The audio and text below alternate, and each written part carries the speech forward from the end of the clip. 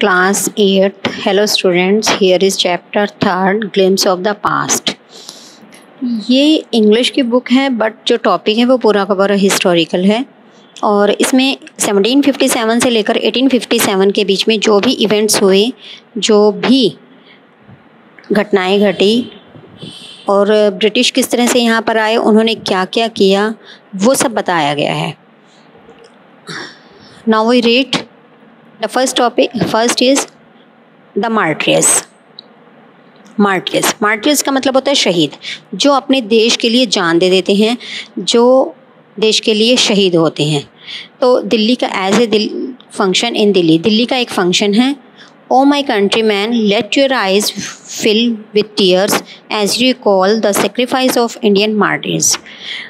इसमें ये बोला गया है कि एक लेडी जो है वो कह रही है, ए मेरे देश के वासियों, अपनी आंखों में टीयर्स यानी आंसू भर लीजिए, जो हमारे देश के लिए, जिन लोगों ने हमारे देश के लिए बलिदान दिया, और उन्हें याद कर लीजिए.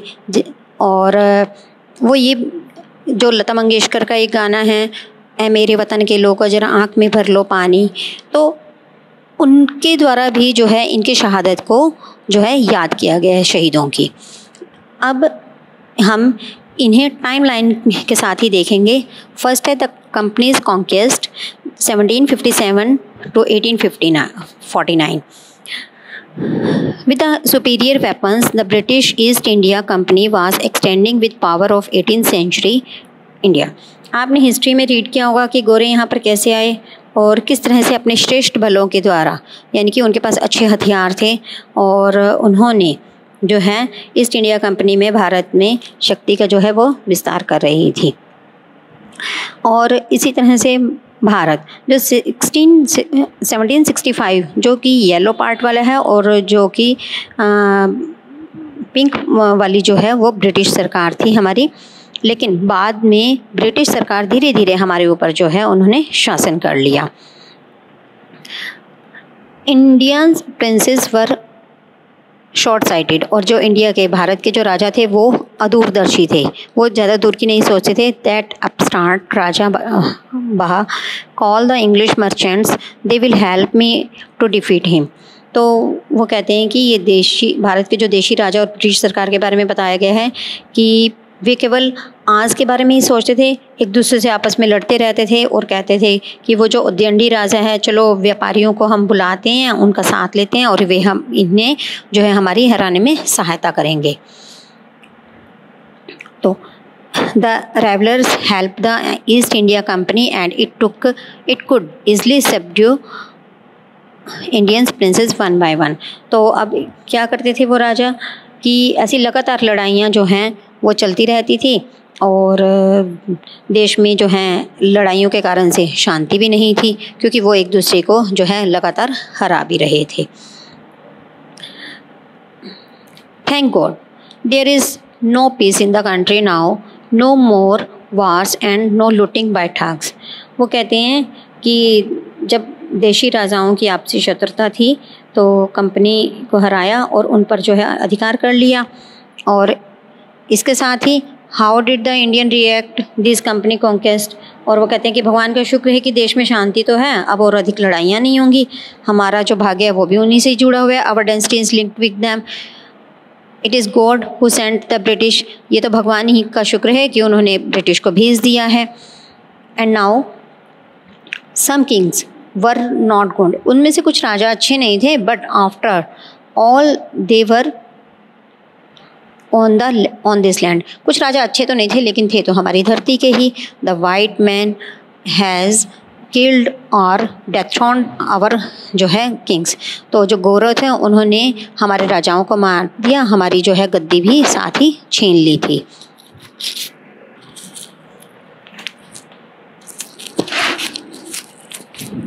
British rule.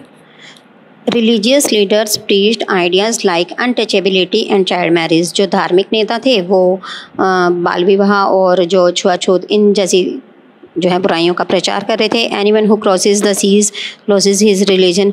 कोई भी जो समुद्र को पार करेगा वो अपने धर्म को खो बैठेगा. All the miseries in this world is due to women. और सभी दुखों का कारण जो है वो महिलाएं ही या औरतें हैं। और the truth was Indians had loss self respect, the British conned them. और सच तो ये थी कि भारतीय अपना आत्मसम्मान खो चुके थे। और इसके साथ ही the natives are unworthy of trust, और वे इनकेपेबल ऑफ ऑनेस्टी। वो कहते हैं कि ईमानदार होने की बजाय वो जो हैं हमारे जो मूल निवासी हैं वो तो ना तो विश्वास के योग्य हैं और ना ही वो ईमानदार हैं। True your honour but I am honest. वो कहते हैं कि ये सत्य मान्यवर परंतु मैं तो बहुत ही ईमानदार हूँ। Being merchant the British wanted quick profits and heavy taxes forced farm to abandon their fields. और इसमें जो है व्यापारी होने के नाते अंग्रेज़ तुरंत लाभ चाहते थे और उन्हें भारी करों के कारण किसानों को अपनी ज़मीनें होने के लिए बाध्य जो है किया गया था। But your man are not taking all my crops. परंतु तुम्हारे आदमी मेरी सारी फसल नहीं लेके जा सकते।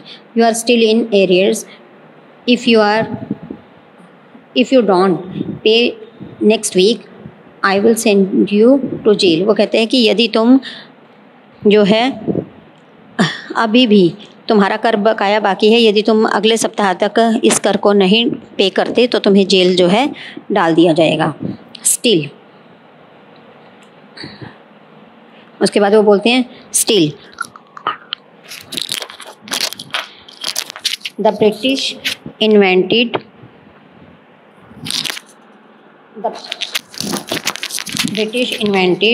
Other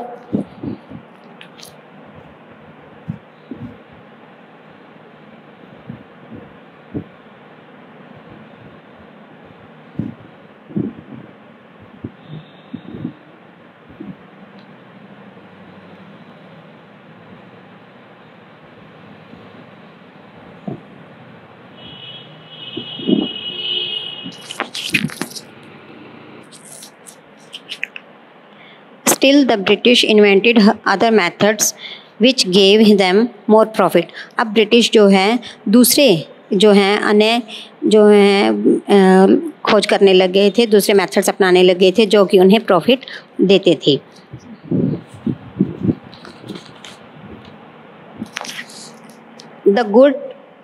The goods manufactured in England should not have any import duty when brought into India।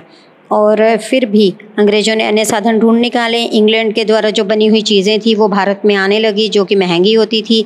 A good idea, वो कहते हैं कि ये बहुत अच्छा आइडिया है। The East India companies laws begin to cripple Indian industries. और ब्रिटिश की जो इससे जो ईस्ट इंडिया कंपनी के कानून थे वो भारत में जो है लागू होने लगे और इससे भारतीय इंडस्ट्रीज जो है वो ख़त्म होने लगी। और इसके साथ ही जो द ब्रिटिश जो थे policies renewed the expert artisan and their business. और ब्रिटिश नीतियों ने जो हमारे यहाँ के निपुण जो दस्तकार थे यानी कि जो आर्टिस्ट थे और उनके व्यापार को ही नष्ट कर दिया था। अब नेक्स्ट है आपके पास राजा राम मोहन राय। राजा राम मोहन राय 1772 से लेकर 1833।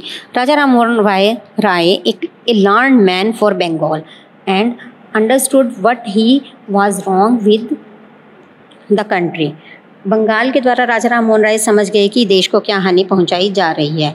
Late us not despise ourselves, our ancient culture is great and we are capable of greater achievements.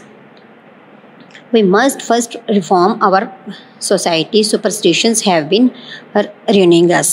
तो वो कहते हैं कि हम स्वयं को हमें छोटा नहीं समझना चाहिए। हमारी जो प्राचीन संस्कृति है वो महान है और हम जो है अनेक उपलब्धियां जो है रखने में हम प्राप्त करने में क्षमता भी रखते हैं। हमें सर्वप्रथम अपने समाज को जो है सुधारना चाहिए और अंधविश्वास के बिना ही जो हम ये सारा का सारा काम कर रहे हैं।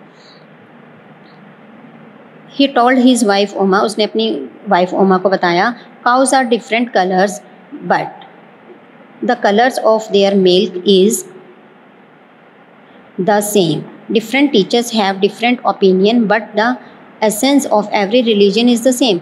वो अपनी पत्नी को कहते हैं कि काउस जो है बेशक अलग कलर्स की होती हैं लेकिन वो सबको दूध एक जैसे ही देती है। दूध का रंग तो सफ़ेद ही होता है, सेम होता है।